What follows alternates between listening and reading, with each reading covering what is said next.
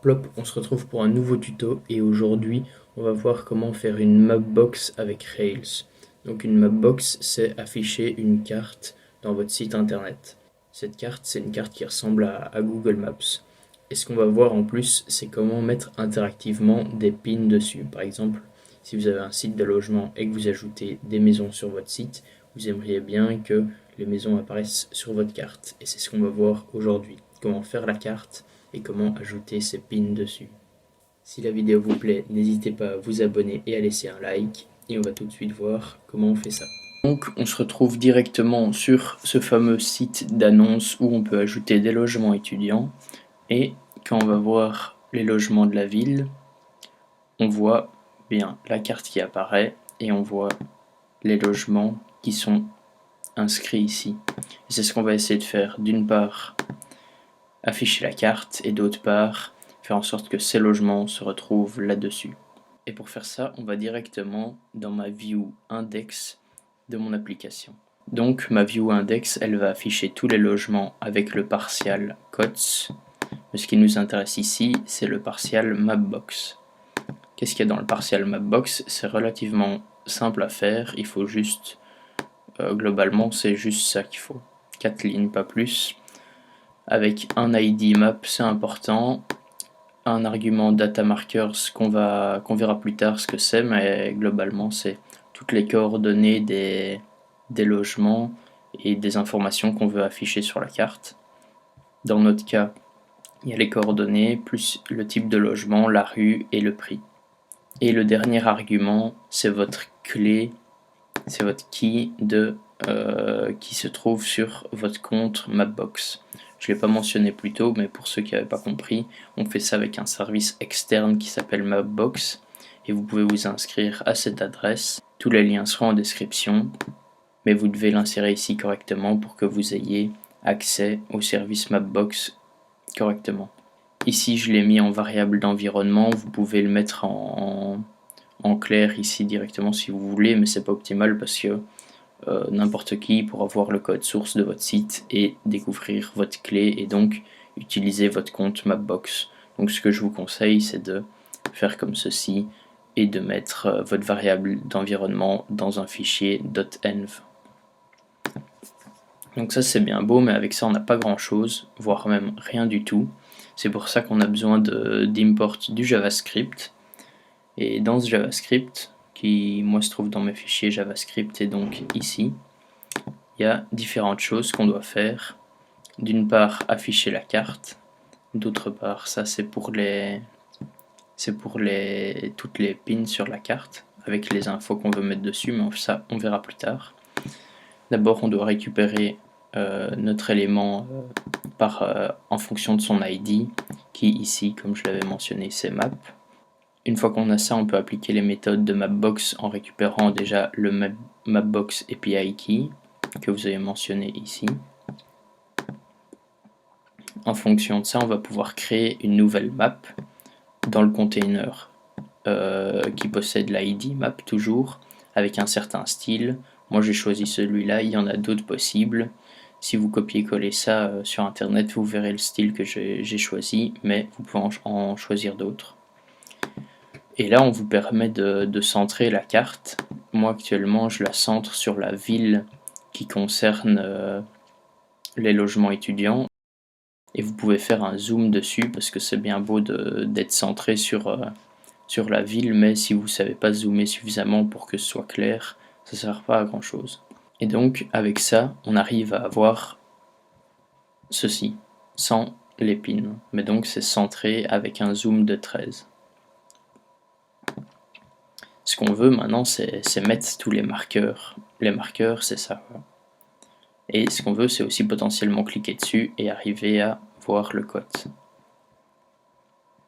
Et ce qui va se passer, comment est-ce qu'on fait ça?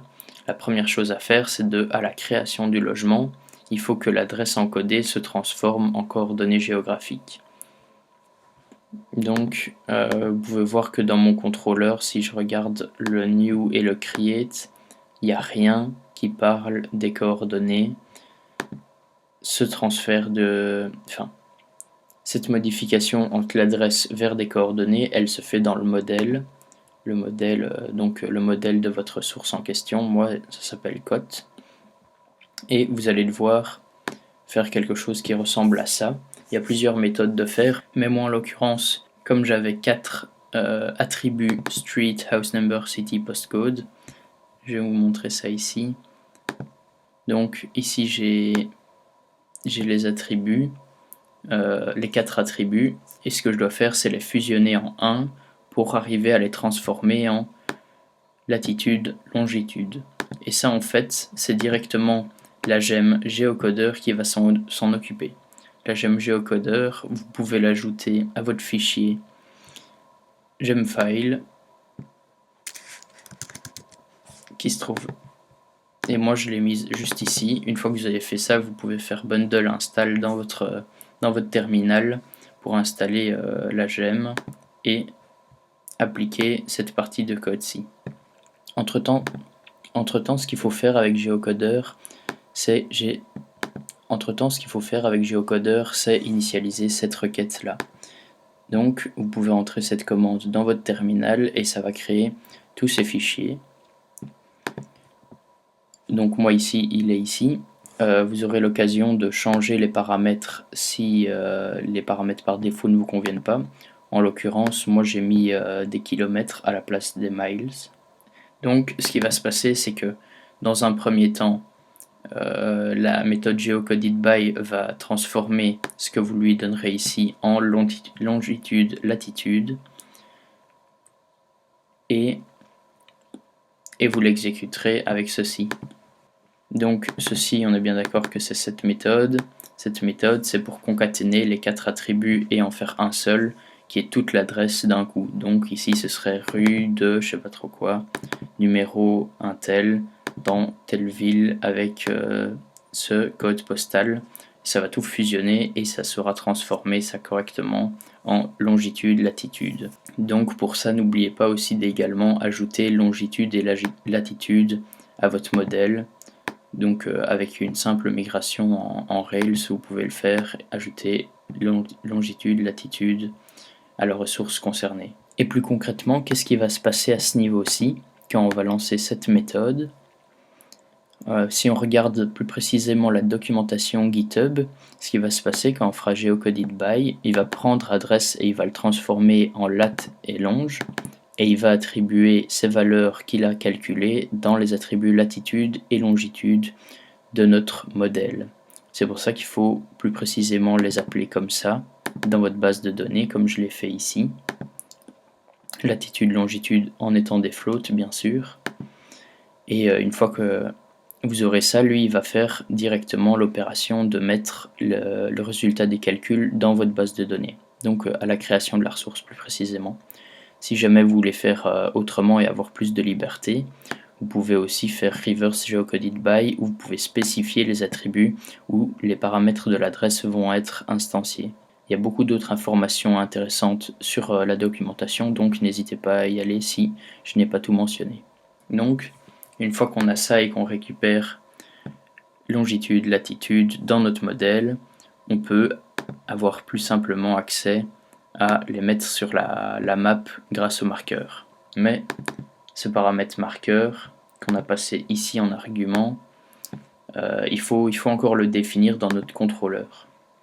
Et dans notre contrôleur, moi c'est dans index, parce que comme je vous ai montré, ici c'est la page index des logements. Donc c'est cette action qui va afficher tout ça et qui va récupérer les bonnes ressources. Et quand je dis bonnes ressources, je parle entre autres de marqueurs. C'est pas plus grand que ça. Et je vais vous expliquer comment on fait. Donc la première chose à faire, c'est de lister toutes les ressources que vous voulez afficher sur la map. Moi en l'occurrence, c'est pas exactement tous les codes, c'est seulement une partie. Et ça c'est mes propres manipulations, mais vous pouvez juste faire code.all à cet endroit-ci. Et donc tous vos codes vont être géocodés. Et ce qui va se passer, c'est quand vous appliquez cette méthode, vous pouvez créer des nouvelles ressources avec latitude, longitude, Moi j'ai besoin encore, comme je vous l'ai dit, de la rue, du prix, du type et de l'ID. Donc c'est ce qu'on voit ici. Rue, type, prix et l'ID, c'est pour quand je clique dessus, arriver sur le show de la ressource. Et donc là, on a créé tout simplement notre liste de marqueurs qui va s'afficher sur la carte avec toutes ces informations-là. C'est ces informations-là ici donc qu'on va passer en les transformant en JSON. Et quand on va arriver dans le JavaScript, on sait récupérer les marqueurs avec cette action-là. Dataset, map-element dataset markers. Ici, data markers. De la même manière qu'on récupérait data mapbox API key. Map-element dataset mapbox API key. Donc c'est la même chose. Donc là, on récupère tous nos marqueurs, et pour chaque marqueur, pour la liste des marqueurs, on va faire pour chaque marqueur un nouveau objet marqueur qui est... ça c'est donc GeoCoder qui nous permet de faire ça. Ou pour ce marqueur, on va lui set une longitude et une latitude qui sont les longitudes et latitudes du marqueur qu'on a donné ici, qui en réalité sont les longitudes et latitudes du code que nous avons précédemment défini dans le modèle grâce à GeoCodedBy. Et donc il y a une pop-up qui s'affiche. L'offset, c'est pour dire à quelle hauteur elle va s'afficher. Si l'offset est de 0, cette petite pique là, elle va s'afficher là. Si l'offset est de 25, ça va s'afficher juste au niveau du cercle blanc. Et là j'ai essayé l'offset de 50, ça s'affiche beaucoup plus haut, je vais vous montrer. Vous voyez, la différence c'est que c'est encore plus haut, mais bon, c'est beaucoup plus esthétique quand on le met à 25. Et là, ce qui se passe, c'est que moi, j'avais besoin de mettre un contenu pour, dans ce marqueur, dans cette pop-up. Et donc, il y a un lien vers l'ID du code. Donc, quand je clique dessus, j'arrive sur la page show du code en question. Si ça veut bien charger, voilà. Je suis bien sur la page. Et dans les autres informations, on a le type de logement qui ici est un code, on a la rue et on a le loyer. Et une fois qu'on a créé ce marqueur, on n'a plus qu'à l'ajouter à la map. Et c'est fini. Vous pouvez encore ajouter des frontières à votre map. Par exemple, c'est utile si vous avez des logements qui apparaissent très loin de votre centre. Donc ici, moi, mon centre, c'était là. Mais s'il y a d'autres logements qui apparaissent très loin, vous voudrez bien que ce centre-là, il soit changé ou que le zoom soit changé. Et donc vous pouvez le faire de cette manière, avec étendre comme c'est marqué, étendre les frontières au plus grand marqueur, au plus grande longitude et latitude des marqueurs. Mais moi j'ai juste décidé de bloquer ça comme ceci parce que j'avais pas besoin, c'était forcément centré sur une ville et il fallait pas que ça change trop. Ça complète tout le tutoriel. Je mettrai tous les liens en description concernant GeoCoder et Mapbox. Donc si vous avez d'autres problèmes, vous pourrez toujours vous référer à ces liens-là ou me poser une question en commentaire. C'est la fin de la vidéo. Si elle vous a plu, vous pouvez vous abonner, liker et si vous avez des questions, vous pouvez commenter. Si vous voulez voir d'autres prochains tutoriels, n'hésitez pas à demander en commentaire. Et à plus dans le bus.